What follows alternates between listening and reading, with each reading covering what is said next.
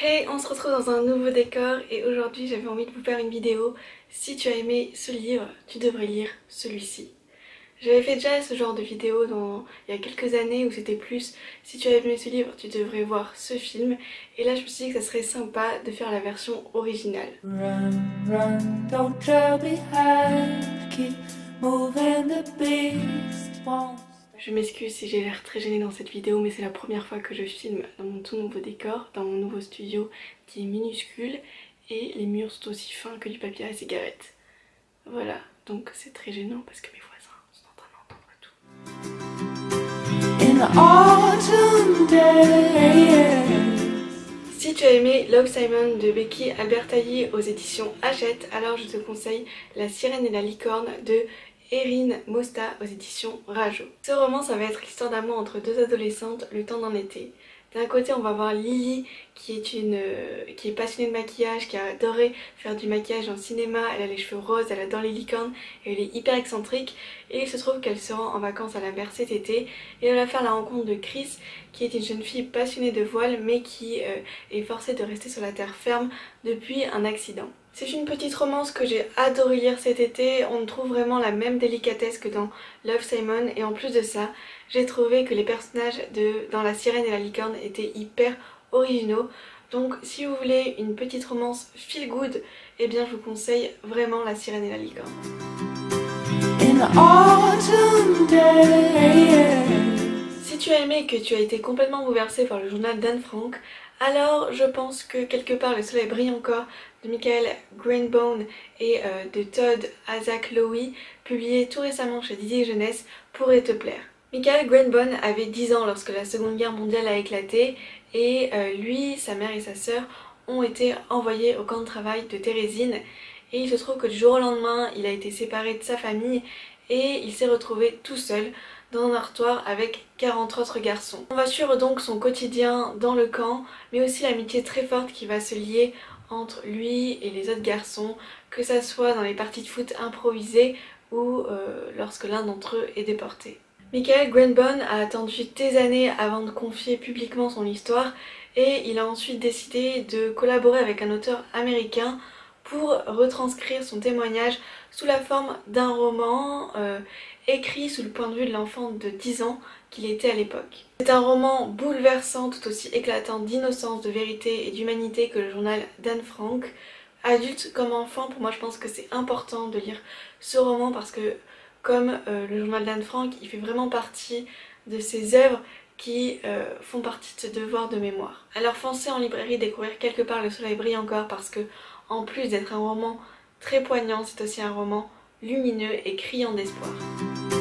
In the autumn days. Et si je vous parlais de Phobos de Victor Dixon, publié aux éditions Robert Laffont. Honnêtement, vous n'avez pas pu passer à côté de cette saga. À chaque fois qu'il y a un nouveau tome qui sort, c'est la folie sur les réseaux sociaux. À chaque fois, ça m'étonne. Moi, pour l'instant, je n'ai lu que le premier tome, mais si vous aimez tout ce qui est aventure spatiale avec un brin de romance, je vous conseille fortement de lire Illuminae de J. Christophe et Amy Kaufman, publié aux éditions Casterman. Dans Illuminae, on va suivre deux adolescents, Ezra et Cady, qui vont être forcés de fuir leur planète dans deux vaisseaux différents suite à une attaque de l'entreprise spatiale mondialement ou plus universellement connue, B-Tech.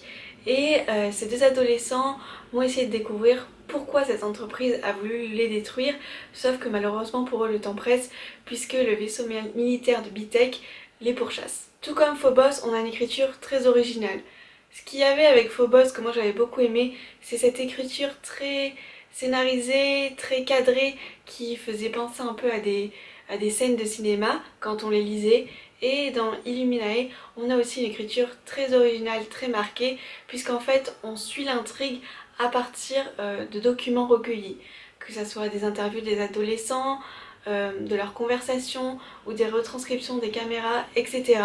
En fait, on n'a pas de narration d'un narrateur précis, mais seulement des documents qui sont compilés et qui nous permettent de comprendre cette histoire. Illuminae, c'est vraiment un roman bourré d'action, tout comme Phobos, mais même je dirais encore plus, parce que dès que ça commence, ça s'arrête plus, et à chaque page, on est limite sur nos gardes et on se demande comment nos héros vont réussir à s'en sortir. Donc si vous ne vous êtes pas encore lancé dans la lecture de Illuminae, foncez. In the autumn day. Et enfin, si tu as dévoré Nous les menteurs de Hilocard publié chez Gallimard Jeunesse, eh bien je te conseille D'après une histoire vraie de Delphine de Vigan, publié aux éditions Lattès. Oui, je sais ce que tu vas me dire. Nous les menteurs, c'est plus un roman jeunesse et D'après une histoire vraie, un roman pour adultes, même si n'oublie pas qu'il a été couronné par le prix des lycéens.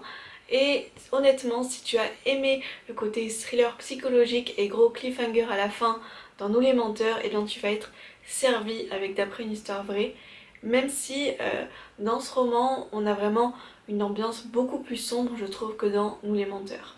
D'après une histoire vraie est un récit qui entremêle fiction et réalité.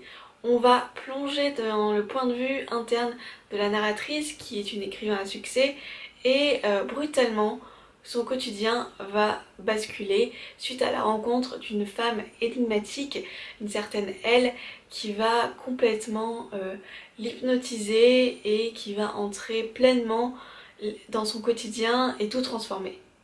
Je ne vous en dirai pas plus pour garder le suspense, mais en tout cas c'est un roman qui vaut le détour et qui, je vous assure, ne vous laissera pas sur votre faim, ou qui du moins vous chamboulera tout autant que Nous les menteurs. Voilà mes 4 recommandations, j'espère que ça vous a plu, que ça vous a donné des idées, et n'hésitez pas aussi à me dire si vous avez envie d'une seconde vidéo, d'une autre série dans ce même genre, parce que j'ai encore quelques idées sous la poche, notamment une que je prépare un peu sur le thème Girl Power, qui je pense pourrait être super sympa aussi. Bref, si ça vous plaît, dites-le moi en commentaire. Et sur ce, je vous dis à très bientôt pour une nouvelle vidéo. J'espère que je serai un petit peu plus à l'aise que ça, parce que là, au début, c'était vraiment compliqué pour moi de commencer. Il faut dire que vous m'avez un petit peu manqué, hein. Ça fait 1 mois et demi que j'ai pas filmé. Et pour vous, ça fait qu'une semaine, mais pour moi, ça fait très longtemps. Donc c'est un peu dur de reprendre le rythme. Mais ça ira mieux dans les prochaines semaines. En tout cas, je vous souhaite de très bonnes lectures. Et à la semaine prochaine. Bye.